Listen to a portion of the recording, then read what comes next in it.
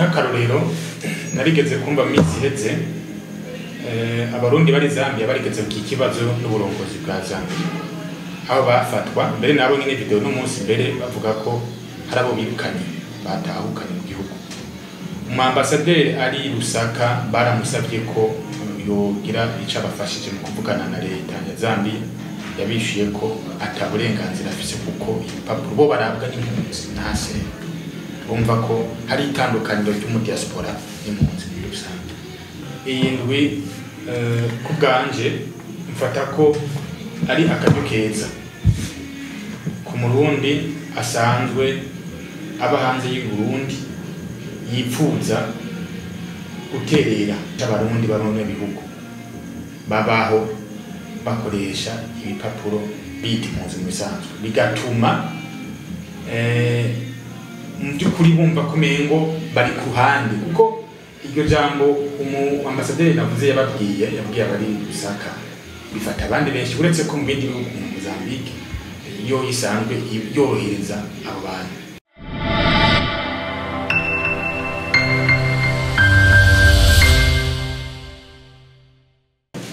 Mwiriwe muharamutse bivanye naho muherereye, turabaramukije kandi turabahaye ikaze kuri TV Mozi Sonyos mu kiganiro Girusha Africa Nova, aho twakira umutumire wacu umurundi aba mu gihugu ca Mozambique. Ikiganiro cerekeye ahanini indwi yahariwe diaspora ndundi, ukuntu abarundi baba mu bihugu vya Afrika yo hepfo bayibona, bayitahura kandi bayitayeho. Umutumire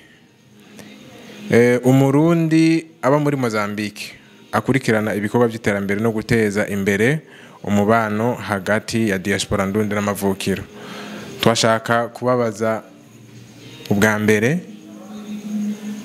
iyo bavuze diaspora ndundi mwebwe mutahura iki, mwumva iki? Mubanze mwidondore munaramutse n'abariko baradukurikirana. Jewe nitwa Nzeyimana Egide, nkaba ndi umurundi, nkaba mba muri Mozambique, province ni Tete.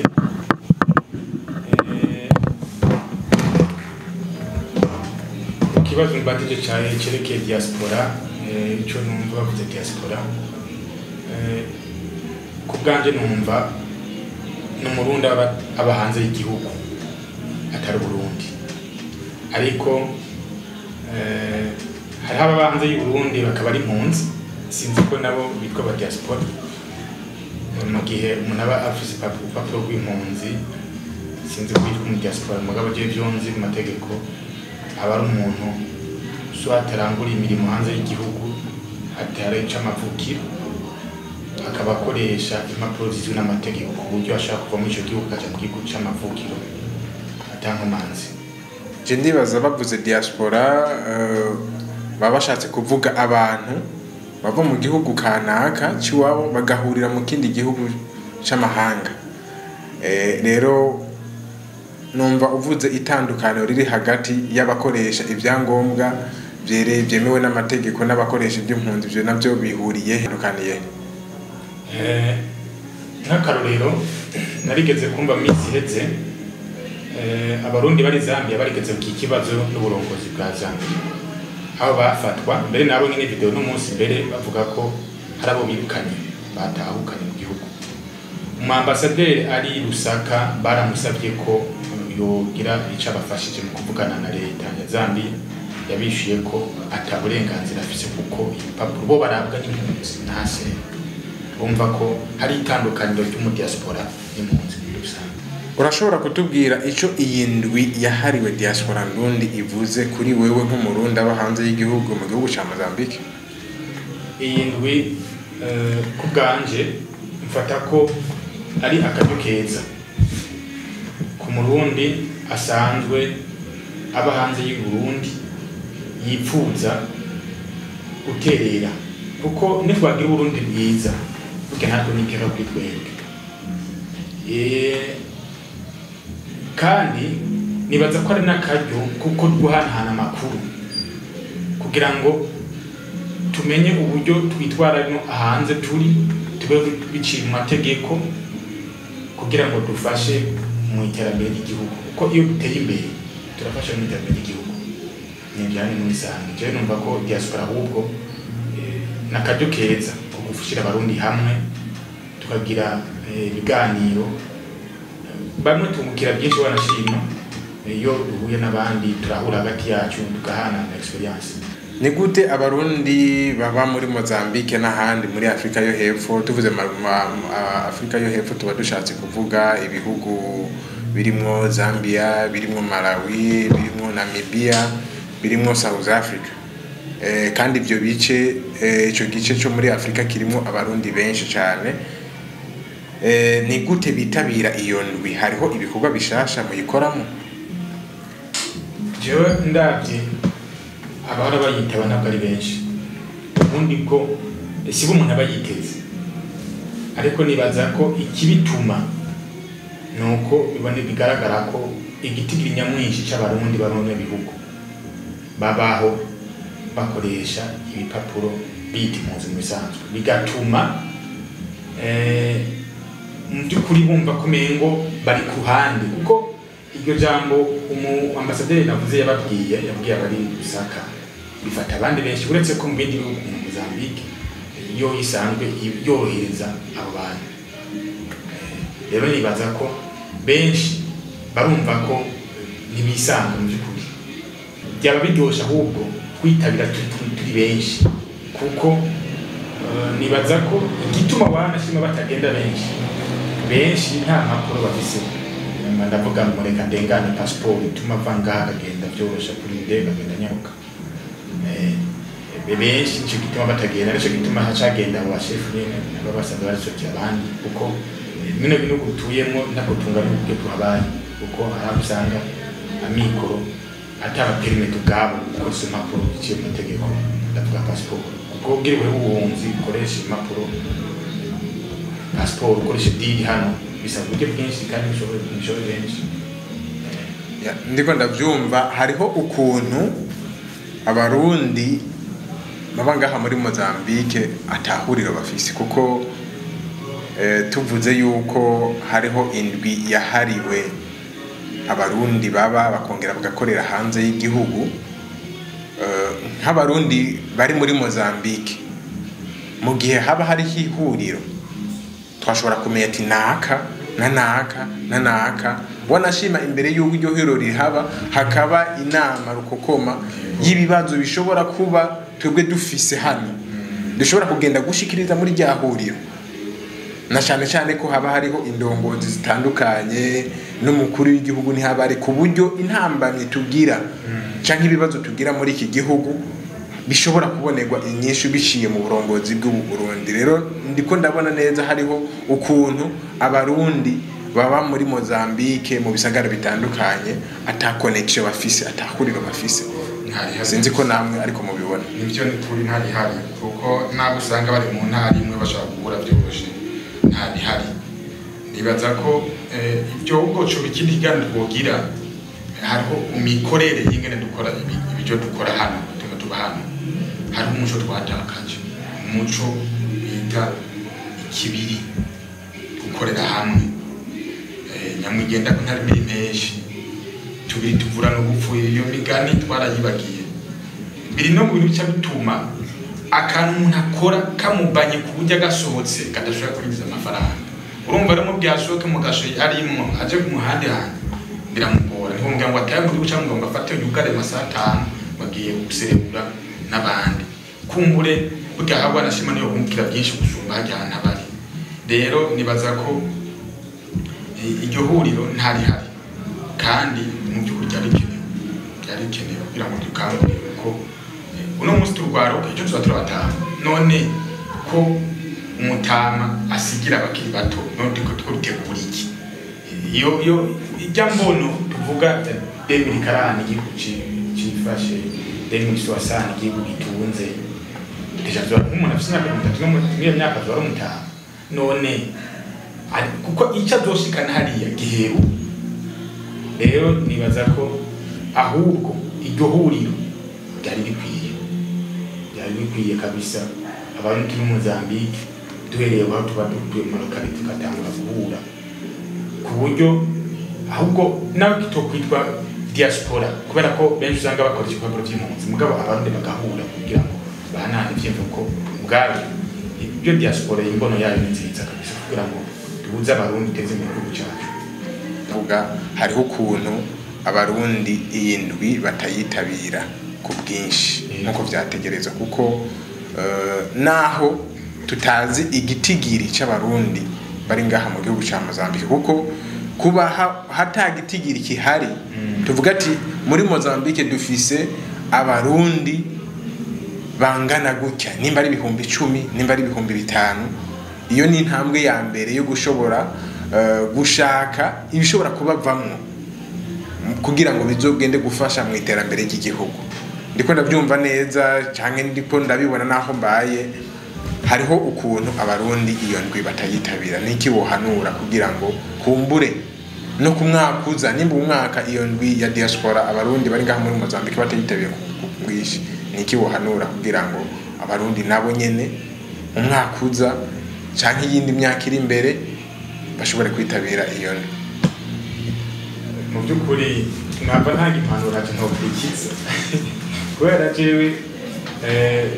muri diaspora sero kwisanzwe ni naje sindimo ndabivuge gutyo kuko yego mba hanze y'igihugu ariko sindi mu diaspora. Rero guhimiriza abarundi kuyijamo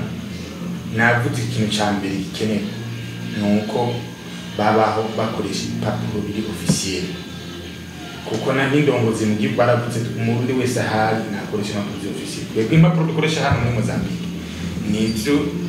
igihugu ca Mozambique gifitanye amasezerano na HCR kugira ngo yorohereze abantu baba hano bakore babeho neza batekanye. Bitandukanye nuko na documents officiel difasha umuntu mu gihugu kugira ngo ashobore kugira umuvuma bahana aja mu gihugu cyoroshe. Rero kubahimiriza icambere na mbere nuko tumaze kuri intambamye ya mbere ya liberté kuko kugira ngo ngere kuje muri diaspora utari libre d'abord. Liberté no kuvuga imvuga ko ukora business mudafatanye kuko ugakora business mufatanye wewe ugacugenda ngo ngiye kumushe muri diaspora uzoba bwite umutego ngo uzogomba wanashima mbere wigerageze ko uzosanga ugomba kugira biturire none ucubaho gute kubwiye bica bihagarara ucubaho gute usanga kujya yantera no gukora kangana uri gukora amafoto umuntu akwiye gukora ibyo bintu n'umuntu uvuga ko yamaze gushika inimaturité yamaze kugera akora business ifunctiona atahari cyangwa hari uno umuntu rero shaka mu chef akabuye shaka ati umuntu avuye bahadagiye aje ngo byose ndabishira ariko niyo nzira rero nibaza ko iyo je mvuga ku bantu batahura diaspora cyarico nahera ubugitegura kugira ngo ati imyaka 3 nanje ntegerezwa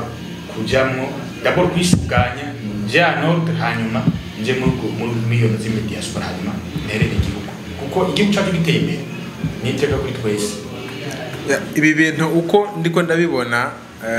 abarundi baba muri ibi bice muri ibi bihugu byo muri Afrika yo hepfo ntibabitahura kumwe kuko ngaha muri Mozambique n'umurongozi wa diaspora ku rwego rw'isi yarahageze ariko nibaze yuko abamwakiriye nabo nabagize amanama nawe benshi arabo wari kuravuga bakoresha ipapuro by'impunzi. Nibaza rero yuko hariho ugutahura guke canke hariho ibindi dukeneye gutahura kugira ngo twumve neza ko diaspora tuyirimo neza kuko hariho itegeko ry'uko umuntu w'impunzi adafise uruhusha rwo gusubira mu gihugu yahunze. Ugo ruhusha arugira mu gihe abanje kugenda muri HCR muri UNHCR akababwira ati jewe ndahungutse ibyo nahunze byaraheze ngira ntahe muhira baramutahura neza kandi akagenda n'amahoro bakanamurondera nahazoshikira. Rero hariho ibintu numva ugwaruka ruri muri ibi bihugu rwari rukeneye gutahura.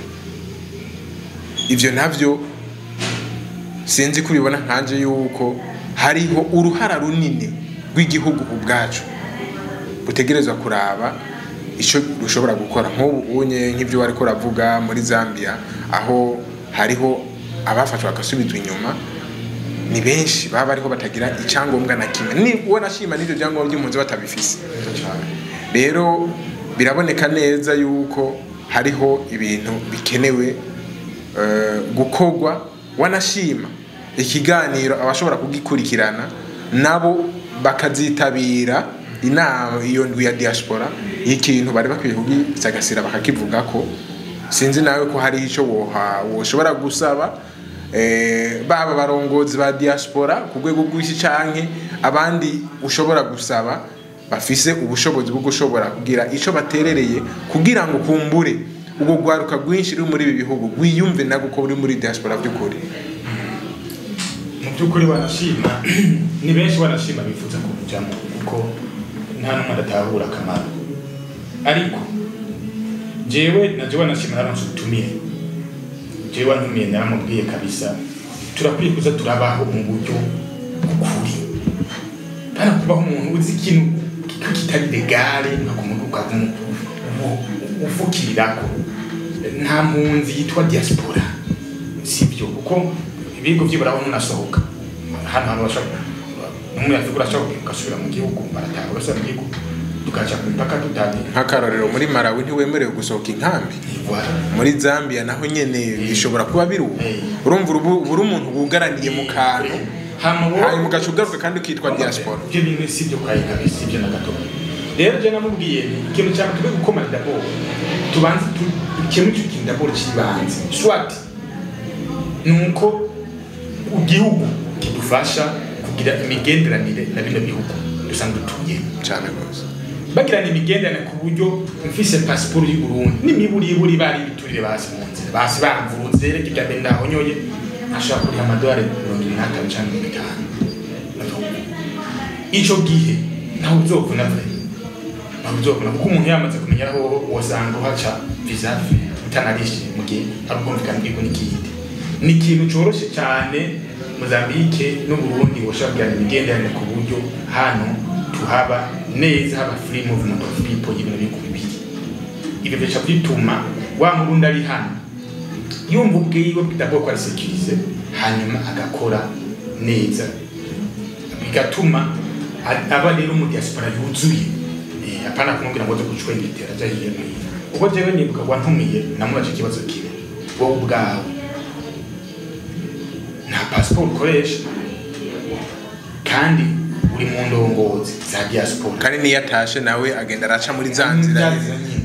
Igera munsi ntabwo ati reka nce mu paka ari amahera menshi none ntabwo ati nimba ubishobora ni bangahe ubishobora. Umuntu ashaka gufata uwo mutawura rwose. Amage rero tubanza bo kubiyo ntambani wanashima mbere tarike ibanze ibe hanyuma bije kwintambikira kuko abarundi barakundiye gucana kabisa. Je nibaza yuko iyo message ishikira abantu benshi kandi bafise ico bashobora guhindura kubera ko hariho n'ubu umwanya tuko turavugana hariho abarundi bariko bararenga imipaka bagana Mozambique bagenda South Africa, kandi uburyo bagendamwo nubwo nabo basangayo bahajemwo. Turabona rero ikintu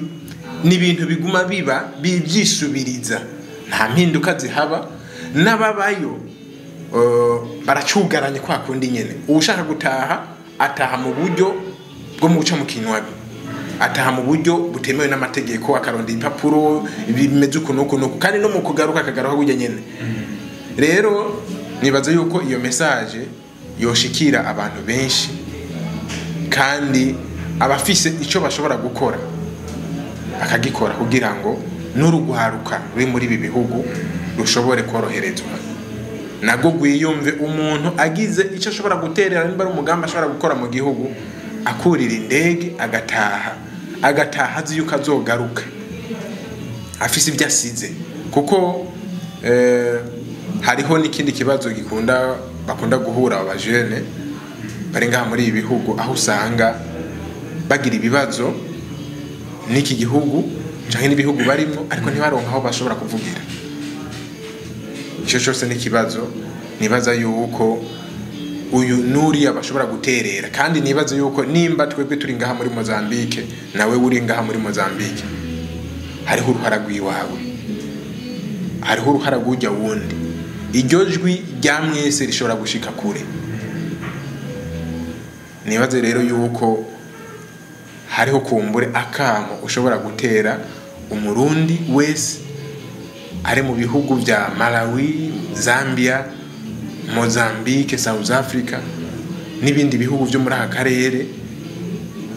akamo ushobora kubatera kugira ngo nabo nyene biyumve yuko kuko nimba umuntu ari mu bibazo niwe tegereza kuvyikuramo, nta wundi muntu ari hanze aza kugura muri ivyo bibazo. Ntiduhava dufata abarongozi b'igihugu cacu ngo nabo tubateko amakosa kuko nta gihugu cigeze kirungika umuntu uwo ari we wese ngo genda mu gihugu kanaka. Oya, ubwabo urugwaruka nibwo rurondera imibereho kugira ngo rushobore kugira kazoza keza kandi wanashima ivyamwa baronka hano barabisangiza n'abari mu Burundi, barabisangira n'abari mu Burundi. Rero nashaka ugire akamo utera umurundi wese ari muri ibi bihugu ku buryo nawe yo kwiyumva yuko hariho ico ashobora gukora kugira ngo dushobore kuva muri ivyo bibazo byo kumva yuko turi abantu baciriritse, abantu bo hasi, abantu badafise uburenganzira ubu na buriya. Akamo akambere ntango gatera umurundi wari wese kubera ko iyo tuvuze igihugu cyo ndatumva gutyo, igihugu n'ubutaka n'abantu. Igihugu ntikibaho gifise ubutaka gusa atabantu gifise kandi n'abantu bo batabutaka buhari. Numva n'ibintu babifatanye. Jewe akama kabere gatera buri murundi wese umuje nakiri muto guca ku ntebe y'ishure hariho tubifata ukuntu uronse bigero papuro k'umutsindo umuntu agacimvira ko yagiye kwiga. Ibyo niko ahubwo mbere iyo wiyimviye ko yagiye kwiga ubusa n'umuntu ahubwo utigeze wiga kuko wewe bamaze kubuha esprit yawe utuma itaba iri flexible siko no yita yoroshe, ituma w'ikintu kagihindura ugashyira ikindi. Iyo benshi umuntu ameze uko avuye mu gihugu yibaza ngo upapuro rw'umutsindo yaronse rwamuhaye uburenganzira bwo kumenya mu buzima, uyo muntu atangura d'abord kuvuma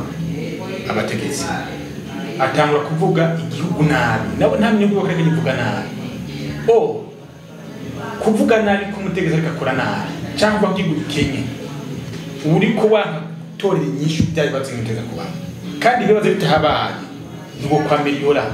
none ngo kwameliora ikibazo bitahabaye. Kanatsinda n'umukuru w'igihugu yama yasemeye ati ibintu byo kwidoga tubihagarike. Nimba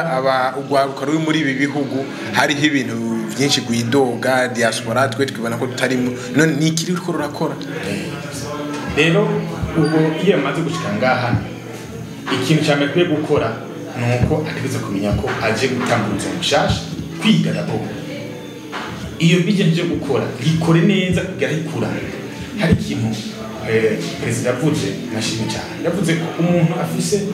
armaze cyangwa nako nuze stock y'ibintu uyo shumugwiza tunga no gomugira ibingana gute wowe udepana n'ubundi muntu kishira nawe kw'isoko umuntu agafata akagura bijya bintu by'ibintu ze bijya bintu kibati agacegeta imigongo agacavuga ngo bakora amabati nta mabati akora gukora amabati no kuzivya kizingi ujya wundi agenda guhegereza imigongo niwe yakoze bahati niwe rero mwande kumenya. Rero mvuga nti iyo umuntu yashitse hano hera muri gitoni ibyo ukikora mu byo bunini hama kandi ukure. Iyo umuntu amaze gukura buryo bwa mbere bihera mu mutwe akura mu mutwe gato kuko n'ibintu bibaho umuntu burya ni ivyumviro gusumba ibigaragara hanze kuko urashaka gukena ufise ibintu bigaragara bidutunga kandi urashaka gutunga ivyo bintu ufise bigaragara kandi hari iyo umaze gutunga mu mutwe yugurura inzira ku buryo amaso yawe abona amapotinta uyiba utabona kuko burya za amaso abona habona bo mugero uvuye mu kigo tujengiye kwiga nzahura n'ibintu ngabyo cyama wiga umuntu rero yaje mu kigo tujengiye kwiga diaspora n'inyishu ni nawe mwana shima binafasha kugira ngo twumve neza ko tugeza ku participa iyo ntamba niwo Rwanda dufise ni ntamba dufise itegeza ku Rwanda twebwe nyene tuyivemo tumaze kwitorera imitambo ngende twatubwira tugeza rero bikadufashanya rero bagenda bati ndashonera kuko ushaka kugira uri mu gihugu umuteza ngiye no ntarahanyura ana hasi nazingura nibi ngende waje ntavyatsi muguje wo acanga hakarongera umushaka byo bigendanira ndazi byo nugenda gusura nzi nagenda cyane gukora experience mugo umuntu atigeza bicana ntavyatsi nawo mugira kuti ntavyatsi nico gitima rero ndabibona ntegeza gusha ndabona ibinyerekeye kugira ngo niwe wundi cyusanga no byagenze neza ako nakamukamenyeye buri muntu wese ari hafi akari nako kamunotera indongozi ari mu bavyeyi bacu kuko uretse no myaka basaze n'abavyeyi bumve neza ko tuvuze urwaruka n'uri hanze y'urwaruka intererano n'uri hanze y'ukoterera wanashima mbere uruba ruri no hanze habo umuntu yo bari ino akaba yidoga je nibaza ko yabakwiye gucamenya ko kwaje nibaza ko wowe cyatawura neza ko kwidoga ari indwara kuko buri mugihe uraje kuvuga ati burya kwidoga ni indwara ntavyo yumva ni indwara yo mu mutwe musanzwe ntavyo yumva muguri hano ashobora gufungura ashobora gukoresha umukozi n'akarorero ashobora kuba hatunze umugore akapasa byose akabaho ngene tubaho hano akaba yidoga uyu muntu bazikoresha cyatawura ko rero uwo byoroha gutanga ko kwidoga ari indwara ujye rero akamunotera abategetsi nuko bukumva ko bavuze urwaruka ruri hanze y'ingo bamenye ko natwe yebwe nimba hari ibyo bigo byorohereza urwaruka ruri hanze ko byabo na hariya mu gihugu ko twabafasha hari uwo nigeze kwashambye ati none mvuze no kuvuga ati mahera apagije none twebwe turi no guteraho batuza kuturaba batuhera ati umushara wonyine ahembwa ngira ngo nta n'icaka bishitike arimo avuze umuntu mvuye ko hajya gutumaze gusubiza kuko bisaba ko bagwaye mahera baza gusubiza kuri ko bitugenda neza amabwiye ni magari programme y'igihugu aja kuri mission y'igihugu nyene kuko nimba kuko nta muntu yapfa ko ngo nyati igihugu kinyago cyo kumbira he nta gihugu wonyaka pe baba mu gihugu kirekire jere mvuga nti habaye uburyo bwo kohereza kugwa kuri mu gihugu n'uri hanze bakorohereza kugira ngo ahubwo tuze dushire hamwe kuko je mvuga nti burya kanyoni kataguse kamenyo bwiza umaze gusohoka abadabo hari kindi kintu yungutse kuko gusohoka uvuye muri kiti yasanzwe kugenda muri kiti muri muco uyo muco ugiyemo hari ivyo ubona wewe wakwita ingona ugasanga ahubwo ni inyishu ugasanga byo wari wita ko ari inyishu ubundi bifata nk'ingora ibyo birafasha kwiga yego ukamutera abategezi ya ndanabibutsa yuko ibi biganiro nk'ibi twabiteguye kuri TV Mode Songs kugira ngo bishobore kuzana inyishu mu rwaruka rwinshi ruri muri bihugu byo muri Afrika yo hepfo kubera ko n'urwaruka usanga rimwe na rimwe rutariko ruragaruka ko cyane kandi nago rukibera muri ivyo nyene rukibera muri ivyo nyene wanashima akaba imyidogo iyi nayo niriya anye ni kwa kundi umuntu ashobora kuba mu bibazo mugabe ibibazo agateba akabimenyera amaze kubimenyera agaca yibera muri comfort nyene yibereye aho nyene wewe abayeho uko nyene mugabo ugasanga ntariho urundi rugero atashobora gushikako nico gituma rero nagomba cyane gutumirira abandi bantu urundi rwaruka rwose rufise ivyiyumviro vyubaka na cyane cyane ivyiyumviro bidushikana ku nyishu y'ibibazo urwaruka rwinshi ruhura muri ibi bihugu bikaba intambamyi zo gushobora kugaragara no kuba umuco w'urundi rwaruka ruri mu bice bitandukanye by'igihugu kuko nk'uko uriko urabivuga uwusohotse igihugu arashobora kwiga canke ntiyige, bivana n'ico umuntu wese yagiye agana, ariko ahanini bariga kandi nibaza yuko ivyo bize babigarukanye mu gihugu c'u Burundi hobaho impinduka. Rero nico gituma nashaka gutumirira urundi rwaruka ruri mu mihingo itandukanye kwitabira ibiganiro nk'ibi, uwufise ico ashobora kuvuga akabona yuko gishobora guterera mu nyishu nyinshi dukeneye z'ibibazo, nawe nyene yoshobora kuturondera agashobora gutanga ikiganiro iki cerekeye ibi canke biriya anye. Hanyuma mu kurangiza nashaka ndabasabe mugerageje kuraba kuvyerekeye iyi ndwi ya diaspora iriko irategurwa, hariho ikintu kumbure dushobora kuba tutavuze canke ikintu wumva twoshobora kugaruka haba mu biganiro vy'imbere canke tukagenda tukivuze ko nikiye. Ikintu je nashaka kuvuga akama nagomba gutera ubwambere nagomba ndagatere president wa diaspora yitwa Samuel Ndayiragije. Akama nagomba kumutera nibaza ko kubera no bwegwega afise atwara arafise kuba amaze kumenyana n'abarundi bamaze gutera intambwe bagakora ibintu bikabise bifatika, abantu bamaze gukira amahinguriro hanze y'igihugu. Burya vuga ngo inyoni kuko yishuza igiti, ubwo bwinshi bw'abarundi urakeneye abamento babafasha kabisa, mwereka kugira ngo bwe tujya hajya hari information yimenye shaka uti iyi information vraiment ntayimenye kare arumva, kandi yibwe n'umuntu afise experience abagufashe gusubwo hari amafaranga. Nashaka ko rero namutumire iyo habaye amaseminari nk'aya batumira abantu kabisa amaze kandi nabo bakumva ko kujya habona kugira ngo baterere wa information abaje, kuko jewe ndavye ijya education tuga mu gihugu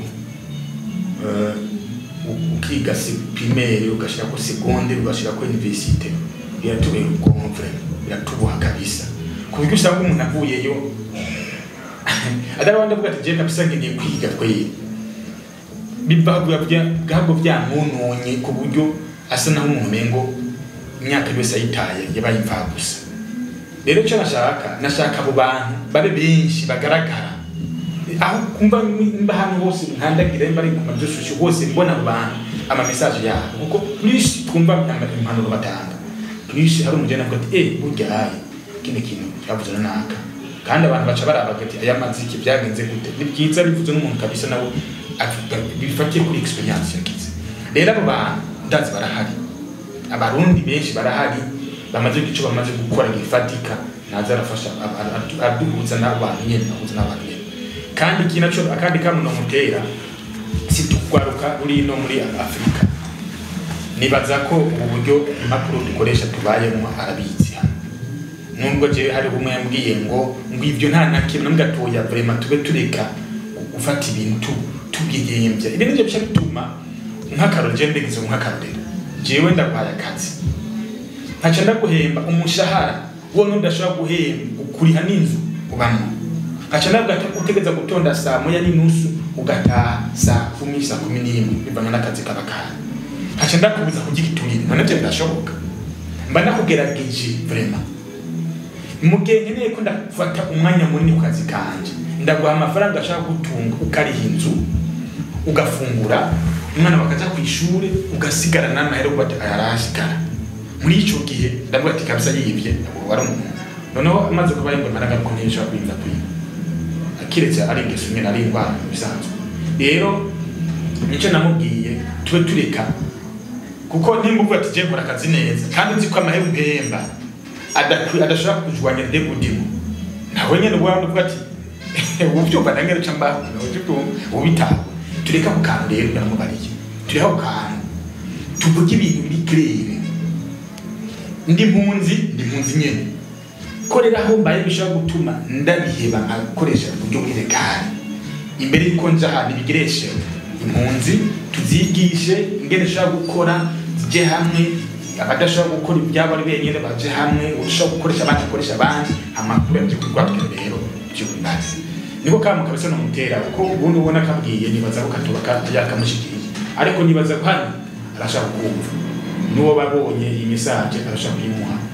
kabisa n'ikintu giye kuza kuko ndavye nk'abajene bari ngaho gusaka harabusanga umuntu hamaze imyaka 10 gasanga mu mafungo je navuze ni kibazo kimwe no kibazo cyo kutagira amakuru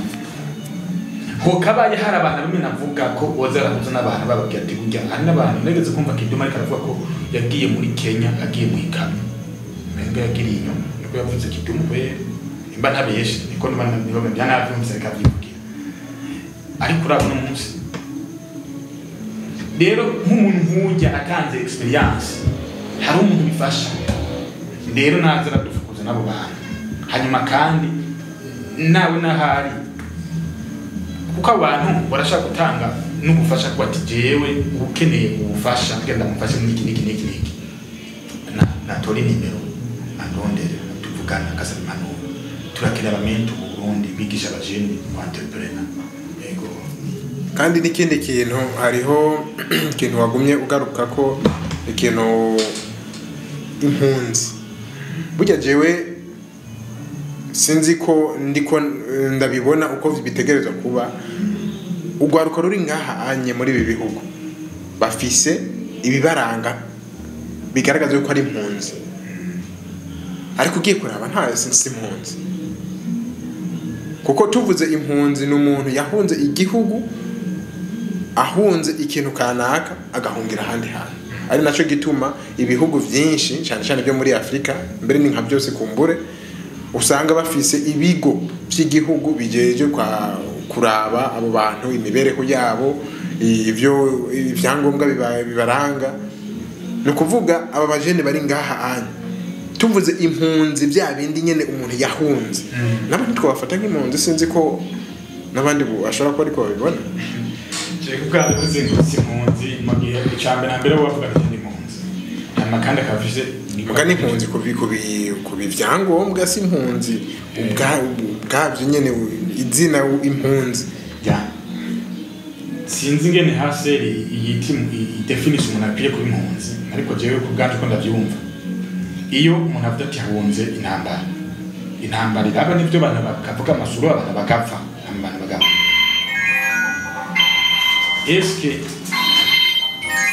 eske intambara iheze nta ngaruka zigira intambara igira harabaho d'abord ubwambere mbere ho abantu barabura ubuzima kubera ko ubuzima ibikorwa birahagarara abantu bafite amahirwe bashaka gutanga ubuzima birahagarara kandi sinzi kuraraba burya iyo hari intambara abantu menga baca biyongera cyane iheze abantu baca biyongera kabisa none ubwo buzima buca bubara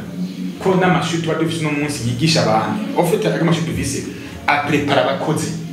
nta mashuri ari baprepara abantu baja kuba entrepreneur ukavuga ati ubaha kujya kunavuga ati ukosheje ahubwo ukayoberwa uramenje mugiye mu buzima nabwo ati unyaniwe ahubwo wewe ni ukuraje ahubwo wewe ni ukuraje mu buzima busanzwe munananiwe niwo muntu nyene abandamenye mugiye bisho nabwo ati unaniwe ahubwo uramenje no kuvuga rero nico kibazo ngwagije narigeze kibazo umuntu nanje wanashima kwa myose byamunze umwe namutete none ahantu habaye intambara ikamara imyaka 13 haburi buzibungana mu myaka 13 umuntu akabaye imyaka 13